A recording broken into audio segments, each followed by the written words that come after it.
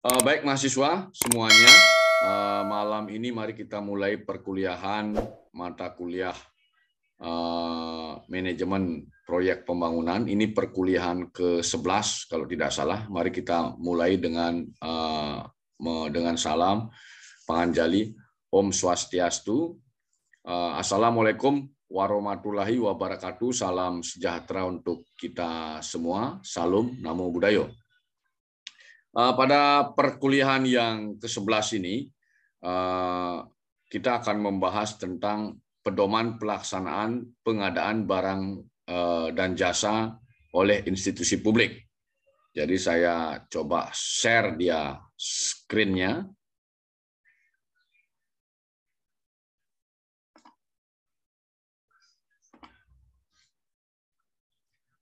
Terbaca oleh kalian semua ya? Ya, Pak. Terbaca, Pak. Oke. Minggu lalu, kalau tidak salah, kita bicara tentang apa? Ada yang masih ingat tidak?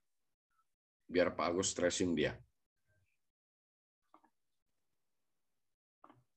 Jadi ini salah satu tema yang berkaitan dengan manajemen proyek pembangunan. Karena berbicara policy atau kebijakan, pedoman pengadaan, ini sengaja saya tampilkan studi yang terjadi di tempat kita di Indonesia, di mana ketika kita berbicara pengadaan barang dan jasa pedomannya, di Indonesia itu lembaga yang diberikan kewenangan berkaitan dengan pengadaan barang dan jasa adalah LKPP, Lembaga Kebijakan Pengadaan Barang dan Jasa Pemerintah. Jadi lembaga ini sebenarnya lembaga baru yang didirikan sejak beberapa tahun setelah reformasi. Nah, ini yang perlu kalian cermati bersama. Jadi ini merupakan policy untuk studi di tempat kita di Indonesia. Jadi dia diatur dengan peraturan presiden. Nah, itu yang perlu dicermati. Nah, inilah ketika berbicara pengadaan barang dan jasa pemerintah, maka tahapan-tahapan yang berkaitan dengan manajemen proyek pembangunan dalam konteks institusi publik harus berpedoman pada regulasi yang dibuat oleh sebuah negara. Dalam konteks ini di tempat kita di Indonesia. Nah, itu yang perlu dicermati. Nah, misalnya katakanlah ketika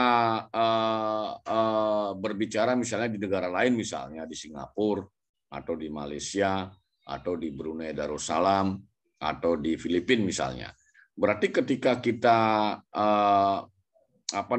mengambil proyek pemerintah, katakanlah misalnya sebagai pengusaha misalnya, berarti apa yang menjadi role di sana yang kita gunakan. Nah, misalnya demikian pula ketika misalnya Anda menjadi pegawai atau pejabat di negara-negara yang tadi Pak Agus sebutkan itu, misalnya Anda pindah negara, misalnya berubah kewarganegaraan, Anda menjadi pejabat di sana. Berarti aturan yang digunakan atau pedoman yang digunakan rujukan dalam pengadaan barang dan jasa pemerintah sesuai yang berlaku di negara tersebut. Bisa dipahami? Bisa dipahami?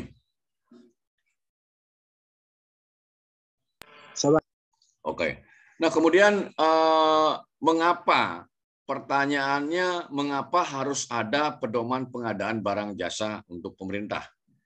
Jadi sebenarnya ketika kita berbicara kenapa ada pedoman ini, tentunya silakan dibaca outline-nya ini. Poin kedua, jadi ada semangat untuk memberikan perlindungan kepada usaha mikro kecil, koperasi dan produk dalam negeri.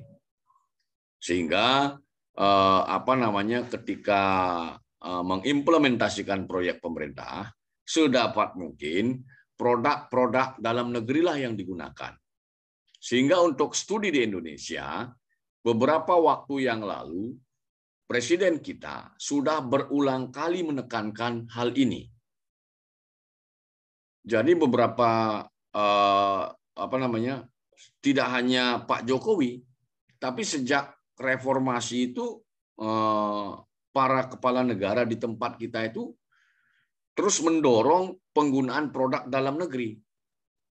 Apalagi ketika proyek itu adalah proyek yang dilakukan oleh pemerintah. Bahkan pada masa Orde Baru dulu, Pak Harto itu sampai mengeluarkan tagline yang diberi nama Aku Cinta Indonesia, ACI. Jadi harapannya itu untuk membumikan semangat menggunakan produk dalam negeri.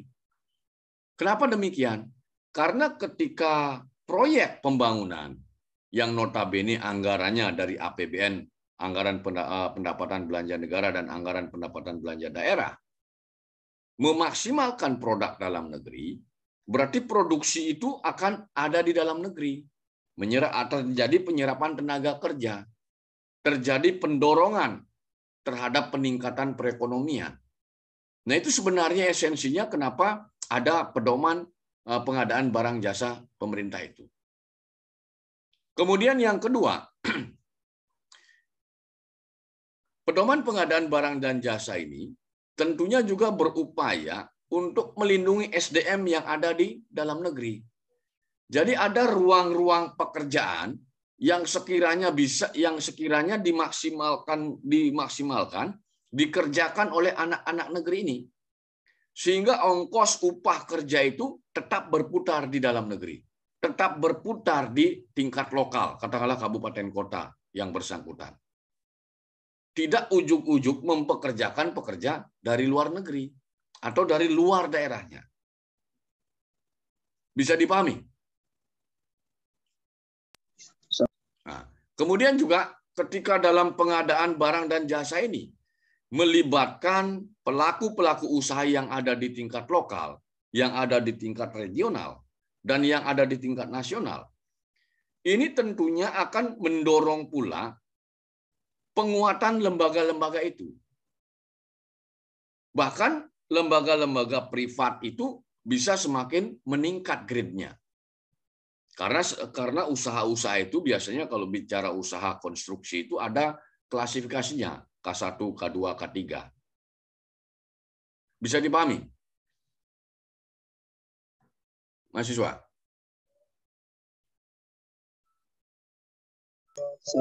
Oke. Nah, kemudian, hal berikutnya yang menjadi motif kenapa ada pedoman pengadaan barang dan jasa pemerintah ini, pelaku pengadaan. Nah, di titik ini, ini agak berbeda dengan pandangan pribadi saya. Jadi, dalam tataran konseptual, kalau kita bicara Perpres yang dikeluarkan oleh LKPP ini, yang diterbitkan oleh LKPP yang ditandatangani oleh Kepala Negara ini, Presiden ini, ada hal berbeda secara konseptual pandangan saya berkaitan dengan pelaku pengadaan ini. Nah, pelaku pengadaan ini tentunya melibatkan mulai dari pengguna anggaran, disingkat PA, pejabat pembuat komitmen, disingkat PPK, kemudian ada pejabat pelaksana teknis kegiatan, disingkat PPTK, kemudian ada unit layanan pengadaan, disingkat ULP. Nah, ini sebenarnya para pelaku pengadaan di setiap institusi publik. Ada. Ya. Nah, kemudian hal yang berbeda dengan, tolong Anda bisa bedakan, ini studi yang terjadi di tempat kita, kebijakan yang ada di tempat kita. Tetapi ada hal yang berbeda secara konseptual dengan pandangan saya. Apa itu? Nah, ini perlu Anda cermati, karena Anda generasi muda perlu mempertimbangkan juga ini. Ketika berbicara studi yang terjadi di negeri kita ini, di mana semua aparatur negara, aparatur pemerintah itu bisa dikatakan terlibat sebagai pelaku pengadaan ini, yang kemudian pasti akan membuat pertanggungjawaban berkaitan dengan kegiatan pengadaan ini. Kacamata saya secara pribadi sebagai seorang pengajar dan pemerhati politik pemerintahan ini menemukan bahwa aparatur hampir di semua level pemerintahan di tempat kita itu energinya habis dalam 8 jam kerja sehari itu untuk berkutat dengan hal yang berkaitan dengan pengadaan barang dan jasa dan pengekspediannya, pertanggungjawabannya. Sehingga esensi tugas pokok mereka yang sebenarnya sebagai seorang birokrat administrator yang seharusnya lebih berkutat berkaitan dengan tugas pokok fungsi mereka yang sebenarnya berkaitan dengan kewenangan masing-masing lembaga, yang notabene mereka mensupport dalam bentuk brainstorming policy untuk upaya mensejahterakan rakyat dan pelayanan kepada publik, menjadi seolah-olah terdistorsi oleh pekerjaan ini. Bisa dipahami maksud saya? Bisa dipahami? Bisa, Pak. Ya. Anda nanti kalau ada yang ingin meneliti tentang ini, katakanlah Anda ingin meneliti tentang 8 jam kerja setiap hari aparatur itu, ASN itu, baik yang PNS maupun P3K. Karena belum ada mahasiswa saya yang meneliti tentang apa yang dikerjakan PNS selama 8 jam kerja itu, setiap hari kerja itu. Jadi secara umum, kasat mata saya melihat mereka lebih banyak berkutat dengan kegiatan ini dan peng-SPJ-nya. Sehingga esensi atau tugas esensial mereka sesuai dengan sektornya masing-masing berkaitan dengan pemenuhan urusan-urusan itu menjadi seolah-olah dinomorduakan. Bisa dipahami maksud saya? Bisa, Pak. Ya, ini potret yang terjadi di tanah air hingga hari ini. Bahkan sebenarnya Pak Agus sendiri sudah mempunyai gambaran model baru untuk hal ini. Sehingga pekerjaan ini tidak ada lagi di institusi publik. Dia dioper atau dipindahkan ke lembaga yang sifatnya semi publik. Apa itu? Di level desa ada badan usaha milik desa. Di kabupaten kota dan provinsi ada perumda, perusahaan milik daerah. Di tingkat pusat ada namanya badan usaha milik negara BUMN. Kenapa tidak mereka yang diserahi tugas berkaitan dengan pengadaan ini? Bisa dipahami maksud saya? Bisa dipahami? Itu yang terjadi. Dan saya harap ada yang tertarik untuk meneliti ini. Karena fakta di lapangan, apalagi di bagian umum, biro umum, setiap sekretariat institusi itu, hari-harinya habis hanya untuk menyelesaikan yang namanya urusan pengadaan dan SPJ. Bisa dipahami? Mahasiswa. Ini menarik, karena belum ada penelitian yang meneliti apa yang dilakukan ASN 8 hari kerja itu. Dihitung dengan rigid gitu loh. Jangan-jangan 8 jamnya itu lebih banyak melakukan pekerjaan ini. Contoh misalnya, orang-orang yang ada di sekretariat, misalnya Dinas PTSP, Pelayanan Terpadu Satu Pintu itu. Apakah orang-orang yang ada di sekretariat itu lebih banyak menyelesaikan pekerjaan melayani, atau justru pekerjaan pengadaan barang dan jasa ini? Silakan, nanti Anda ada yang tertarik untuk meneliti itu. Misalnya di kantor kecamatan misalnya. Apakah sekcam itu atau kasih pelayanan umum itu dalam 8 jam itu apa yang dikerjakan? Jangan-jangan nanti dari 8 jam itu dia lebih banyak otak, pikiran, mata, telinga, tangan, badannya itu untuk ngurus ini. Bisa dipahami maksud saya? Bisa dipahami? Bisa, Pak. Nah, sebenarnya secara konseptual itu sudah jelas. Apalagi lembaga-lembaga institusi yang lebih banyak tugas pokok kewenangannya itu berhadapan dengan publik, memberikan layanan kepada publik. Jangan sampai nanti lembaga seperti itu justru orang-orangnya lebih banyak berkutat dengan urusan pengadaan. Bisa dipahami? Oke. Kemudian yang berikutnya, motif adanya pedoman ini. Yang tidak kalah pentingnya berkaitan dengan jasa konstruksi. Jadi karena jasa konstruksi ini tentu outputnya itu pasti bangunan fisik. Ya. Nah, yang menjadi permasalahan ketika dibuatkan pedoman, maka konstruksi yang dihasilkan itu memenuhi beberapa kualifikasi.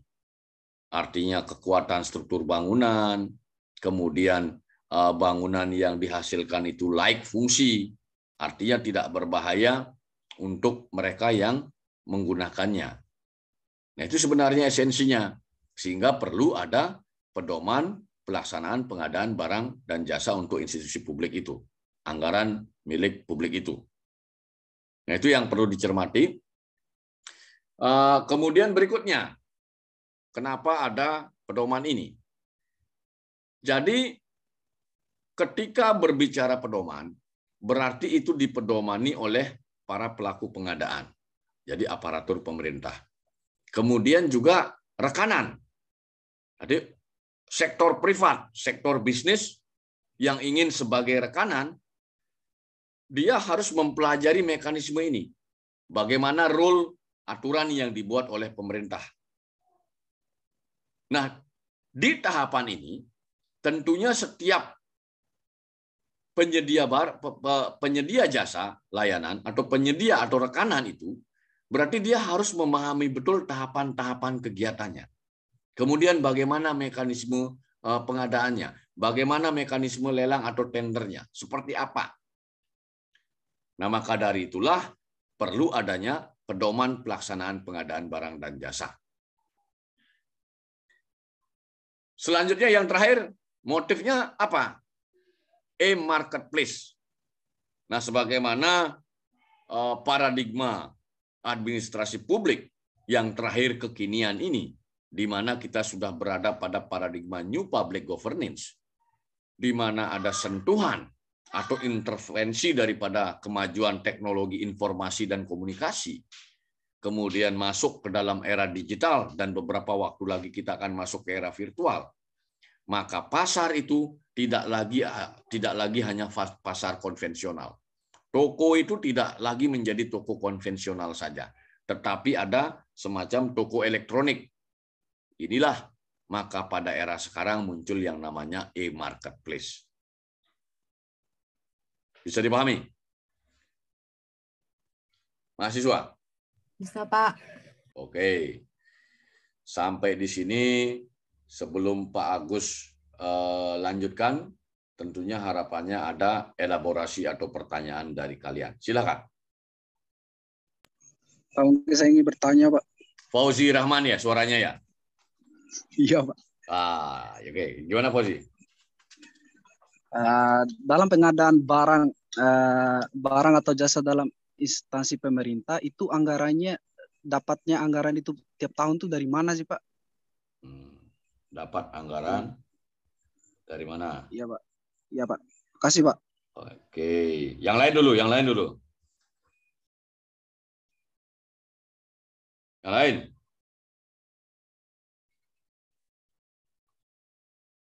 Yang lain ada? Belum ada? Langsung jawab. Jangan membuang-buang waktu. Belum, Pak. Oke. Ini pertanyaannya bagus. Ini sebenarnya, tolong didengar yang lain. Fauzi Rahman bertanya, instansi pemerintah itu dapat uangnya dari mana untuk pengadaan barang dan jasa? Nah, ini sebenarnya lebih banyak dibahas di administrasi keuangan negara. Jadi uang itu ada di dalam dokumen yang namanya APBN kalau studi di Indonesia, anggaran pendapatan dan belanja negara. Kemudian di daerah namanya anggaran pendapatan belanja daerah. Di desa namanya anggaran pendapatan dan belanja desa. Tempat uangnya di sana. Di dalam ketiga bentuk dokumen tadi itu ada kolom pendapatan dan kolom belanja. Kalau menggunakan pembukuan manual, ya. Nah, di kolom pendapatan sumber-sumber uang itu apa? Jadi kalau bicara state negara, ada pendapatan negara. Itu biasanya untuk studi di Indonesia diperoleh dari pajak penghasilan, pajak pertambahan nilai. Ya. Kemudian pajak-pajak yang berasal dari cukai, misalnya cukai rokok itu, meskipun nanti uangnya dibagi dengan kabupaten, dengan provinsi. Bisa dipahami? Mahasiswa? Bisa, Pak. Nah, itu dari kolom pendapatan. Nah, kalau yang level provinsi, kabupaten, kota, dan desa, misalnya provinsi dan kabupaten, dia ada namanya sumber uangnya itu pendapatan asli daerah. Provinsi, kemudian ada pendapatan asli daerah kabupaten kota, kemudian yang di desa ada namanya pendapatan asli desa. Nah, ini di dalam undang-undang yang mengatur tentang pemerintahan daerah, Undang-Undang 23 tahun 2014 kalau tidak salah. Kemudian sekarang ada Undang-Undang nomor 1 tahun 2022 kalau tidak salah tentang hubungan keuangan pemerintah pusat dengan daerah. Di sana di regulasi itu dibagi mana pendapatan yang masuk kategori pendapatan negara, mana yang disebutkan sebagai kewenangan pendapatan provinsi, mana yang menjadi kewenangan pendapatan kabupaten kota, mana yang menjadi kewenangan pendapatan asli desa. Itu sudah diatur dengan jelas. Jadi sumber-sumbernya itu seperti itu. Jadi dari mana dapat uangnya? Dari pendapatan tadi. Bisa dipahami, mahasiswa? Bisa, Pak. Oke. Nah, pendapatan negara, pendapatan daerah, itu kalau kabupaten kota dengan provinsi itu, biasanya selain pendapatan asli daerah, mereka juga memperoleh dana transfer. Dana transfer itu ada modelnya dua, dana alokasi umum, dana alokasi khusus. Itu diberikan oleh pemerintah pusat untuk studi di Indonesia. Bisa dipahami? Bisa. Oke, desa pun begitu. Desa juga memperoleh pendapatan, selain pendapatan asli desa, dia juga bisa memperoleh dana transfer baik dari pusat, provinsi, maupun kabupaten kota. Bisa dipahami sekarang?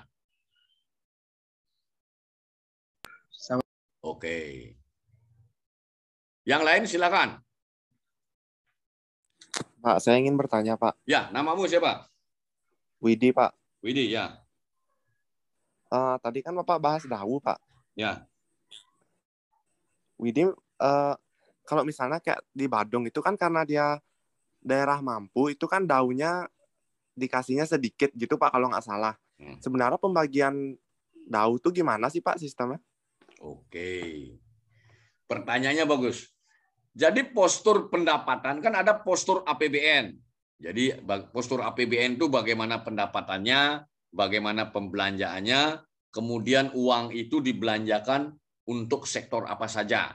Ada definisi belanja modal, ada definisi belanja pegawai. Sekarang ini. Jadi sepanjang sejarah tata kelola keuangan negara dan daerah di tempat kita ada semacam perkembangan. Ya, cara-caranya itu dari sejak awal merdeka sampai sekarang terjadi perubahan-perubahan menuju ke arah yang lebih baik.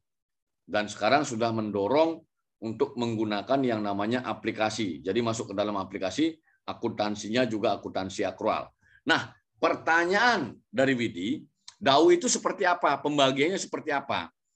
Nah, karena kita ini berada dalam bingkai Nusantara, yang notabene jumlah provinsi 34, kabupaten kota tidak kurang 514, di mana semua wilayah ini mempunyai potensi yang berbeda-beda. Jadi tingkat pertama, kondisi sumber daya alam yang berbeda-beda. Ada yang memiliki kekayaan alam yang tidak bisa diperbaharui seperti minyak bumi, kemudian pertambangan mineral yang dominan, tetapi ada daerah yang sama sekali minim sumber daya tersebut. Kemudian ada daerah yang populasi penduduknya besar, tetapi ada daerah yang populasi penduduknya sedikit, sebaran penduduknya tidak padat. Nah, hal-hal itulah yang digunakan sebagai pertimbangan oleh pemerintah di pusat untuk studi di tempat kita ini, untuk bagaimana membagi Dawu tadi, dana alokasi umum tadi. Karena setiap daerah mempunyai potensi yang berbeda-beda. Tentunya daerah yang merupakan penghasil, misalnya sumber daya mineral itu sebagai sumber daerah sumber penghasil, dia diberikan lebih besar daunya dibandingkan daerah lain. Karena dia sebagai daerah penghasil. Bisa dipahami? Bisa dipahami, mahasiswa? Nah, itu kenapa diperlakukan atau polisinya seperti itu? Alasan mendasarnya adalah memberikan pemerataan kepada seluruh daerah di tempat kita ini. Sehingga bagi daerah yang minus penghasilan minerbanya mungkin dia diberikan, tetapi tidak sebanyak daerah penghasil. Sehingga kecipratanlah bahasanya untuk sumber yang berasal dari minerba tadi. Bisa dipahami? Bisa, Pak. Oke. Ada lagi?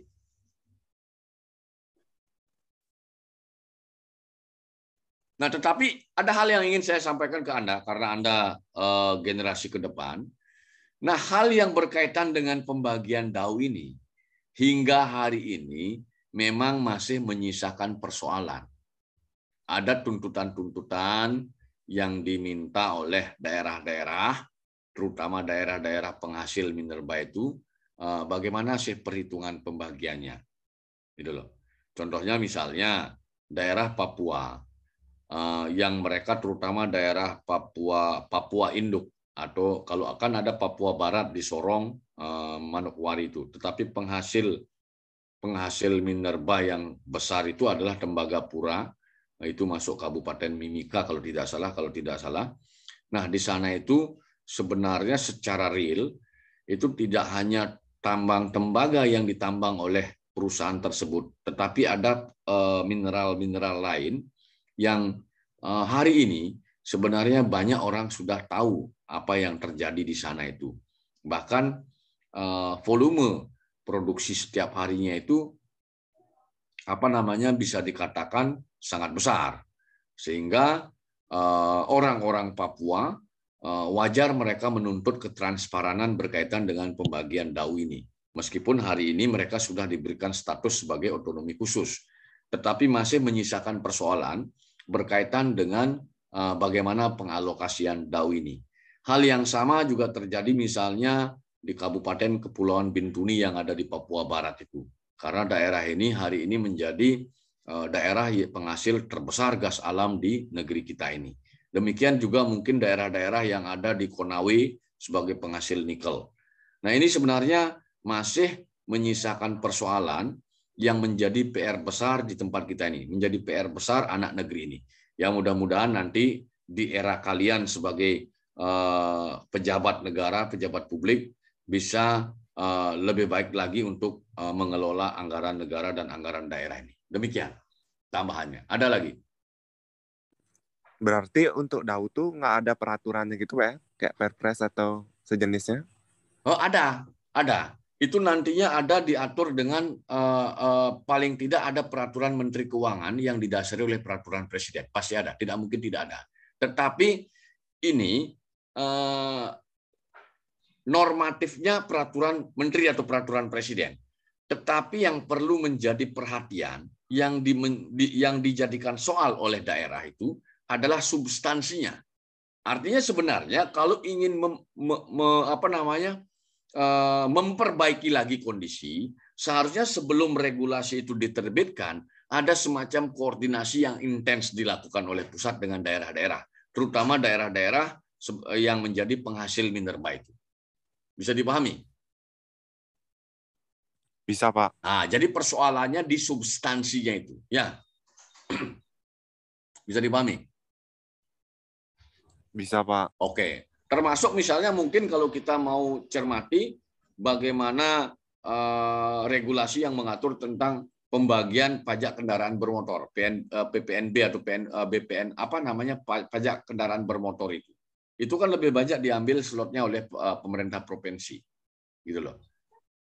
Nah, ini memang masih menjadi ruang debatable namanya, ruang perdebatan.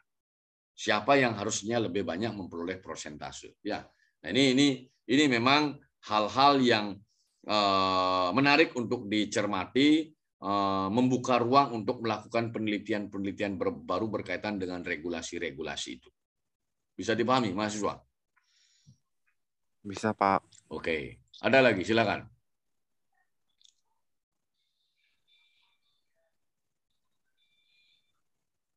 Ada lagi? Belum ada? Kalau belum ada, Pak Gus. Ya, silakan. Siapa? Belum, Pak. Oh, belum. Pak Gus lanjutkan kalau gitu. Nah, kemudian yang poin berikutnya adalah tantangan implementasi pengadaan barang dan jasa. Nah, ini kalau berbicara tantangan, berarti kan tantangan di level pusat, tantangan level di provinsi, tantangan di level kabupaten kota, dan tantangan di level pemerintah desa. Nah, pengadaan barang dan jasa yang masih sangat banyak persoalannya adalah di level desa. Karena SDM desa di seluruh Indonesia itu hampir bisa dikatakan belum maksimal kualitas mereka ini. Sehingga memang pemerintah kabupaten kota itu dipaksa untuk memberikan bimbingan maksimal kepada mereka. Apalagi ketika berbicara tentang e-marketplace ini. Karena tahun ini saja itu sudah menggunakan marketplace e-katalog. Ya. Jadi barang-barang itu dijual di e-katalog. Sehingga bisa dikatakan salah satu tantangannya adalah kemampuan SDM, terutama berkaitan dengan para pelaku pengadaan di level pemerintah desa, termasuk kelurahan, termasuk kecamatan. Faktanya seperti apa? Faktanya biasanya bagi institusi publik yang belum punya pejabat yang memiliki kualifikasi pejabat pembuat komitmen, dia biasanya meminjam dari institusi yang lain. Dan ini masih terjadi hingga hari ini, bahkan hingga di level pemerintah kabupaten kota. Artinya ini sudah menunjukkan bahwa kualifikasi SDM masih menjadi persoalan di tempat kita. Nah, itu tantangannya. Salah satu tantangannya. Kemudian tantangan yang kedua, itu tadi di di level institusi publiknya sendiri. Kemudian tantangan berikutnya adalah penyusunan e-katalog itu. Mohon maaf, bukan e-katalog, standar satuan harga barang. Jadi kabupaten kota, provinsi itu diharuskan untuk memiliki standar harga satuan berkaitan dengan barang dan jasa yang akan dia beli setiap tahun anggaran. Dan ini sebenarnya membutuhkan energi yang cukup besar dan intens untuk merumuskan atau menyusun dokumen itu. Nah, ini menjadi salah dua jadinya. Tadi kan satu, sekarang hal kedua yang menjadi persoalan dalam pengadaan barang dan jasa yang dilakukan oleh pemerintah. Nah, itu yang internalnya. Kemudian tadi SDM sudah. Kemudian anggaran. Ketika berbicara institusi publik, uang juga menjadi persoalan. Baik di level pemerintah desa atau kelurahan, kemudian di level kabupaten kota, dan di level provinsi. Apalagi di masa pandemi ini. Jadi lebih banyak postur anggaran mereka itu habis untuk belanja pegawai. Sehingga belanja modal itu bisa dikatakan minim. Nah, ketika belanja modal yang berkaitan dengan barang dan jasa ini minim, maka hal-hal yang berkaitan dengan upaya untuk menguatkan ekonomi makro dan ekonomi mikro itu pasti akan terganggu. Sehingga tuntutan untuk menyelesaikan PR-PR yang berkaitan dengan urusan wajib dasar, seperti pendidikan, kesehatan, daya beli, dan lain sebagainya, termasuk di dalamnya sarana-sarana untuk memperkuat itu, menjadi terganggu. Bisa dipahami, mahasiswa? Bisa dipahami? Pak. Nah, hari ini, setelah pandemi, untuk kalian stressing semua, tidak hanya APBN, tetapi APBD kita itu mulai direcoki dengan loan atau pinjaman. Karena ada program pemerintah, otokritik untuk kita semua, ada program yang namanya Dana Pemulihan Ekonomi Nasional. yang ini sebenarnya adalah pinjaman. Nah, beberapa daerah hingga hari ini sudah ada yang melakukan pinjaman itu karena dampak daripada pandemi COVID ini. Dan pinjaman ini, begitu dia mengambil uang tahun anggaran ini, mulai tahun depan dia harus membayar bunga dan cicilannya. Dan ini tentunya akan mempengaruhi postur APBD masing-masing. Dan implikasinya pasti akan mengurangi postur atau slot belanja modal. Bisa dipahami? Bisa, Pak. Bisa, Pak. Nah, ini sebenarnya persoalan yang cukup serius. Saya sendiri sebagai pengajar akademisi itu kurang sreg dengan program ini. Karena bahasa saya secara fundamental ini seolah-olah seperti mengajari daerah itu untuk berhutang. Dan ini tidak sehat sebenarnya. Kalaupun misalnya ada terminologi atau diksi dari kelompok mazhab ekonomi Keynesian, itu dia justru mengajarkan kita untuk melakukan loan. Tetapi Pak Agus sendiri secara pribadi tidak setuju. Kalau memang bisa kuat tanpa utang, kenapa kita harus berhutang? Nah, ini yang menjadi persoalan besar, karena Anda lah yang akan mengambil tongkat estafet ke depan. Tetapi saya meyakini bahwa pembangunan yang berpondasi pada hutang itu jelas kurang bagus dibandingkan dengan pembangunan yang berpondasi tanpa utang. Meskipun ada mazhab Keynesian mengatakan sah-sah saja, tetapi saya tidak bersepakat dalam tataran konsep ini. Nah, ini yang perlu saya transfer ke anak-anak saya. Bisa dipahami? Pak. Ya, maaf, silakan. Saya ya. potong. Siapa namamu? Widi, Pak. Nah, Widi gimana? Kalau nggak salah, dana PEN itu kan digelontorkan akhir 2020, Pak. Untuk menangani COVID itu, setiap instansi, pemerintah daerah, kabupaten, kota itu kan dikasih untuk melaksanakan kegiatan. Itu gimana ceritanya, Pak? Kok akhirnya ada pemerintah daerah yang akhirnya meminjam dana PEN itu, Pak?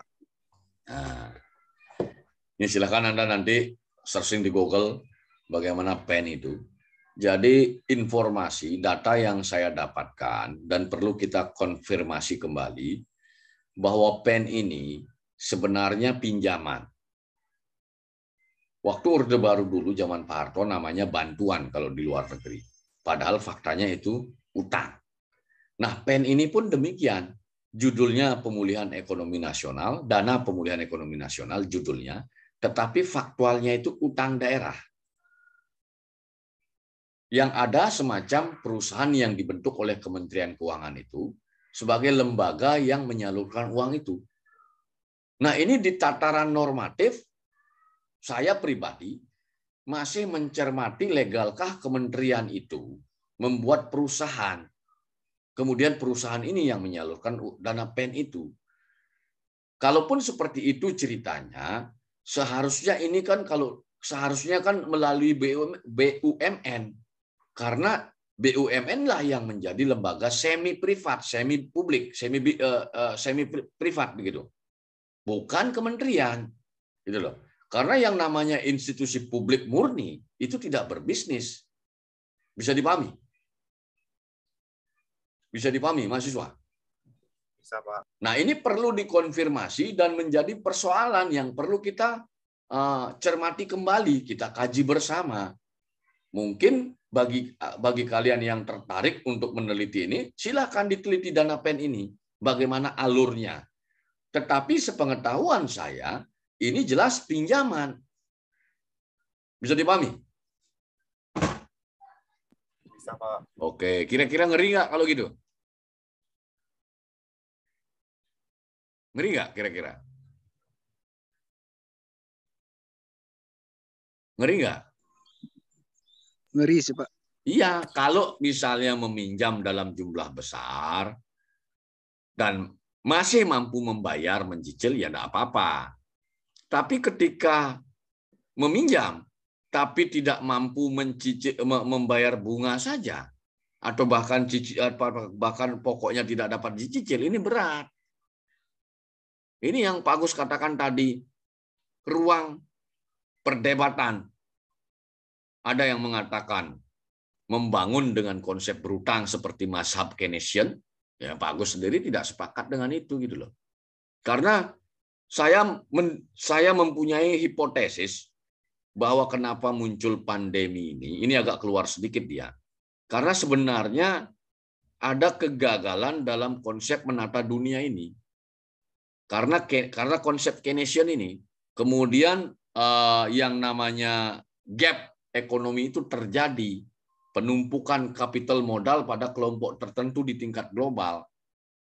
Nah, uang yang berkumpul di tingkat global yang ada di IMF dan cukong-cukong global itu menumpuk di situ, sementara di titik akhir tidak terjadi pergerakan ekonomi. Sehingga untuk menggelontorkan uang yang tadi dimiliki cukong-cukong yang berlindung di belakang IMF ini, termasuk Bank Dunia ini, harus dilakukan sesuatu untuk bisa menurunkan uang itu. Ini agak keluar sedikit, melenceng sedikit ya, tetapi perlu Anda pahami. Hipotesa saya seperti itu. Artinya ini sebenarnya apa yang pernah ditulis oleh Francis Fukuyama tentang dia kan terlalu mengagung-agungkan Keynesian. Jadi kapitalisme tidak akan mati. Tetapi fakta itu indikasinya terjadi dengan kasus seperti ini, pandemi. Bisa dipahami? Yaitu masih ruang perdebatan dan perlu untuk dikaji, dicermati kembali secara lebih komprehensif. Ada lagi mahasiswa yang ingin ditanyakan?